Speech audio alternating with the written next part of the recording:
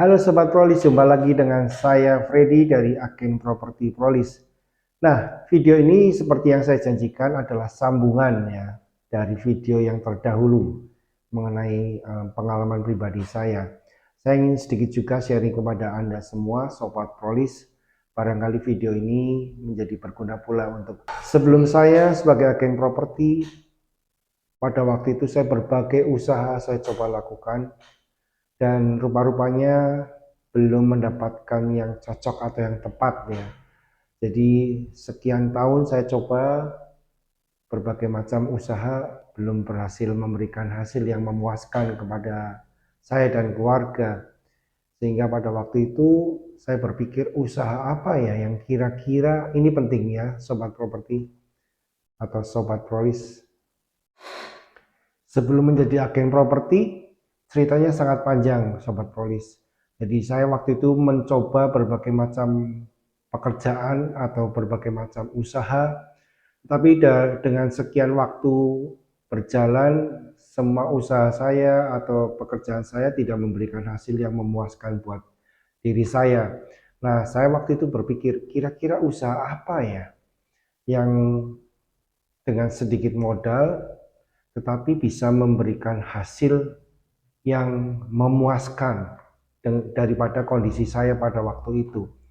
Dan saya waktu itu mulai berpikir, mencari tahu baik lewat googling ataupun melalui informasi dari teman-teman. Dan saya mendapat satu kesimpulan menarik ya bahwa menjadi agen properti adalah salah satu cara untuk mendapatkan penghasilan yang luar biasa sekali kalau saya lihat hari ini penghasilan dari sebagai agen properti Prolis. Jadi pada waktu itu saya mengambil keputusan tepat untuk belajar menjadi agen properti. Nah, Sobat Prolis, yang menjadi masalah adalah pola pikir. Karena dari sejak selesai kuliah sampai bertahun-tahun itu pola pikir saya adalah sebagai karyawan. Pola pikir sebagai karyawan tentu saja berbeda ketika kita mencoba berusaha mengambil posisi lain, yaitu sebagai pengusaha atau sebagai self-employed ya, sebagai pengusaha untuk diri sendiri ya, menghasilkan penghasilan untuk diri sendiri atau self-employed tadi.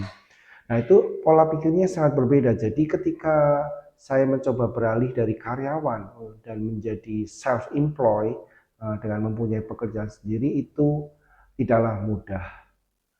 Nah, beruntung pada waktu itu saya memulai karir sebagai agen properti pada tahun 2013. Dan itu saya belajarnya secara otodidak.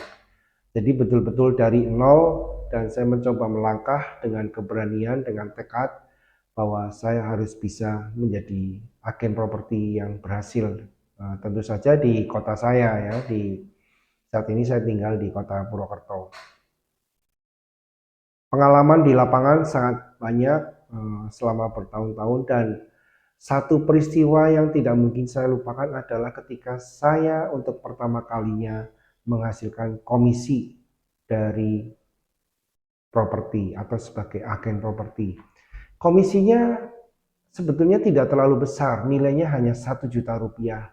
Tapi dari titik situ saya berpikir, saya hanya memberikan informasi kepada calon pembeli, mendapatkan informasi dari penjual, dan saya mempertemukan kedua belah pihak dan boom, mereka sepakat dan komisi nilainya 1 juta rupiah. Dan itu betul-betul membekas sampai hari ini, dan itu yang membuat saya semakin terpacu untuk bisa semakin sering closing ya di properti sebagai agen tentunya. Tetapi apa yang terjadi Sobat Prolis itu ternyata tidak mudah karena saya memulainya dari nol. Saya tidak ikut salah satu agensi seperti yang franchise seperti itu, tidak. Saya betul-betul sebagai agen properti independen.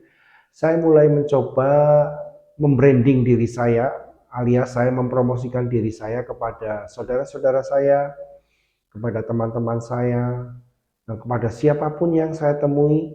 Saya mempromosikan diri saya sendiri sebagai agen properti. saya mengatakan, kalau kamu butuh properti atau kamu mau jual properti, hubungi saya sebagai agen properti.